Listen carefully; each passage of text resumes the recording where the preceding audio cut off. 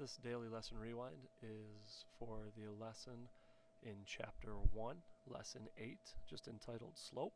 And what we talked about today in class, if you were gone or if you need a review, was how we can find the slope of a line and also how to interpret what the slope of a line represents. Now, the first thing we have to do when we think about slope and we talk about our objectives as far as slope is concerned is we have to decide what slope is in the first place. So if you were gone, we watched a couple YouTube videos that are posted on the bottom of this page, and we looked at the difference between a bunny hill and a pretty aggressive slope on a ski slope.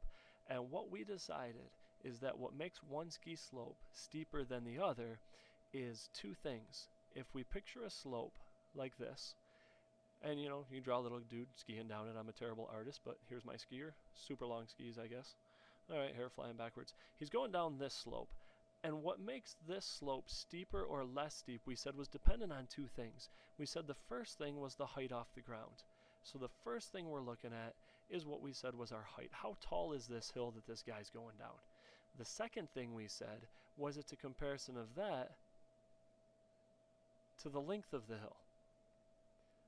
So it's possible that you could potentially have a really tall hill that's not very steep if it goes for a really long ways.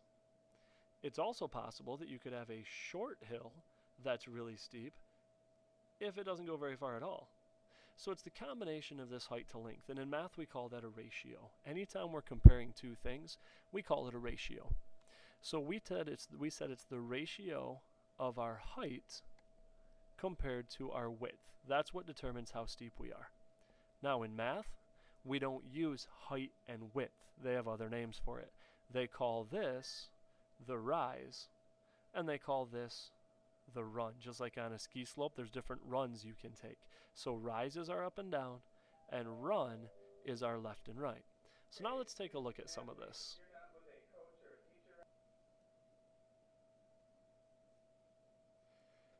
So what we just said was slope is a combination of rise over run. That's what we're actually looking for.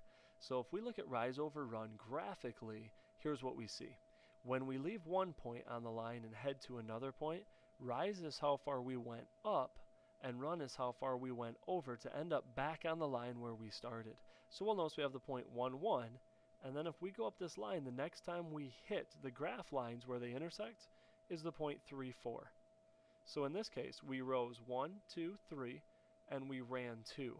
So if we wanted to put a number on the slope or the steepness of that line, we could extend this ratio and we could say, well, then that's equal to 3, which is how far we rose. We went 1, 2, 3, over the top of how far we ran, which is 1, 2.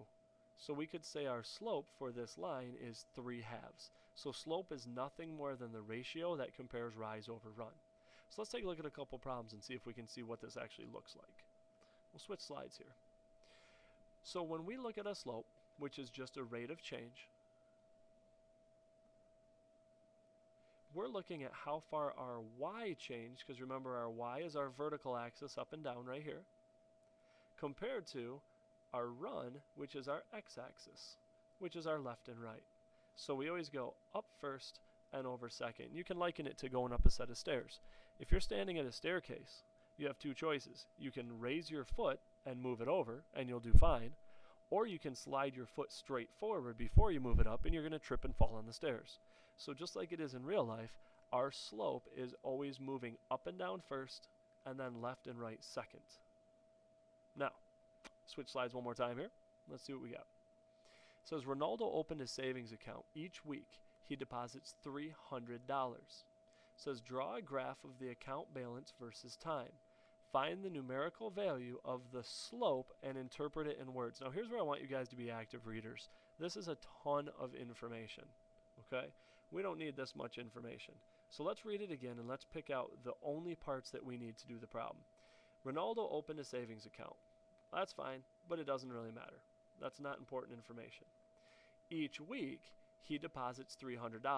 Now the word each implies it happens every time, and 300 is what's happening every single time. So here's what we know. At week 1, if we look here, he went $300 into the bank. At week 2, he put $300 into the bank. But now over those 2 weeks, he now has $600. Week 3, he put another $300 in the bank. So total, he has $900 in the bank.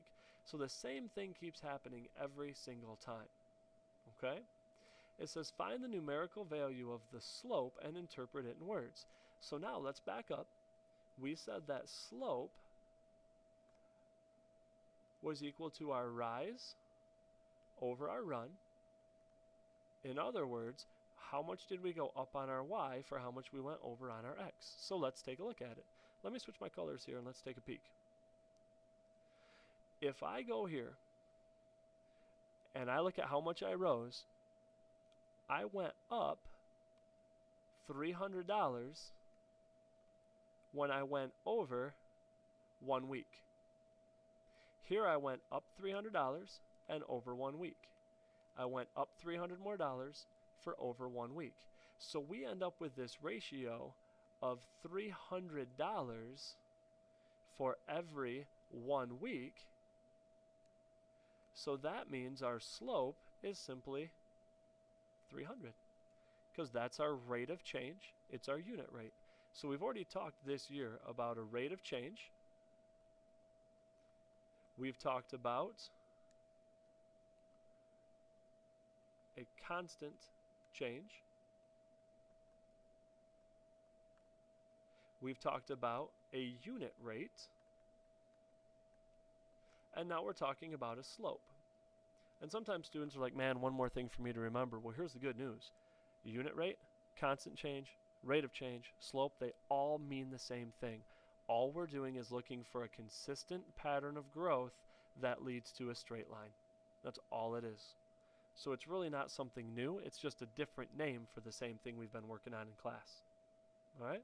Now, let's take a look at one more of these.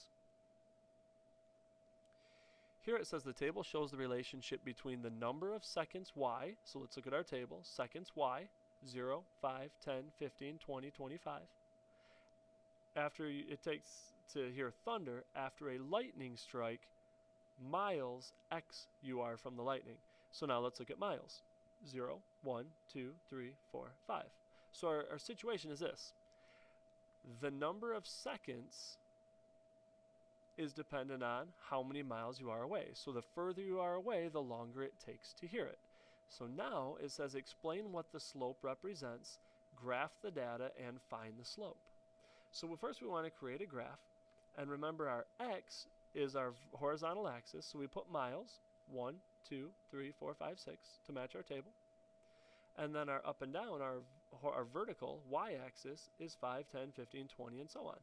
Now remember from what we did earlier in the year that when we graph these, what we have to make sure we remember is that our points in our table are exactly the same as the graphs that we're trying to create.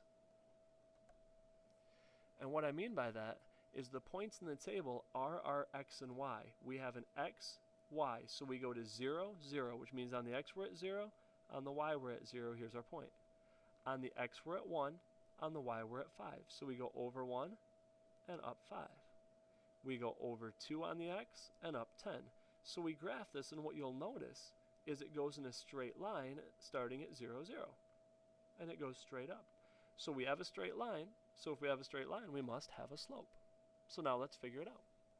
If we look at the table again, just to review, our slope is always our rise divided by our run, which means it's our y over our x. So let's take a look at some of these. If I pick this point, my y is 5, so it was 5 seconds for 1 mile.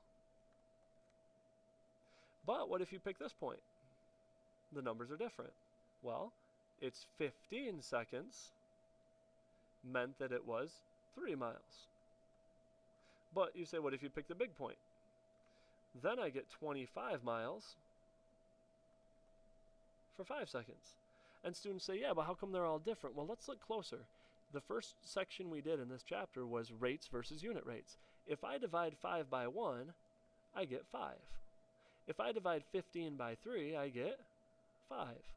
If I divide 25 by 5, I get 5. So now let's look at the table and the graph. Where is this shown in our table and our graph? Well, if we look at our table and our graph, look what we see. We see a situation in the table where every time our x increases by +1, our y increases by +5.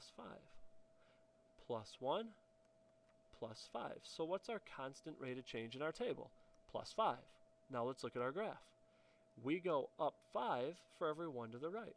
Up 5 for every 1 to the right. Up 5 for every 1 to the right. Our unit rate is 5. So our constant of change, our slope, and our unit rate are all 5. Our slope is 5. So we would say slope equals 5. And then it says explain what the slope means.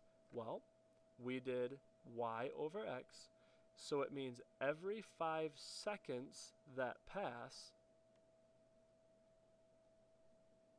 implies that the lightning is 1 mile further away. So it's 5 seconds per mile. Okay?